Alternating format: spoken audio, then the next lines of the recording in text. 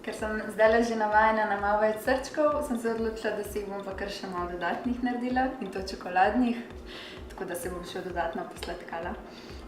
Naredila bom čokoladne praline, enkrat smo jih že delali, tokrat jih bom pa nafilala z našim peanut butterom, tako da bomo sprobali, če bo tudi to dobro.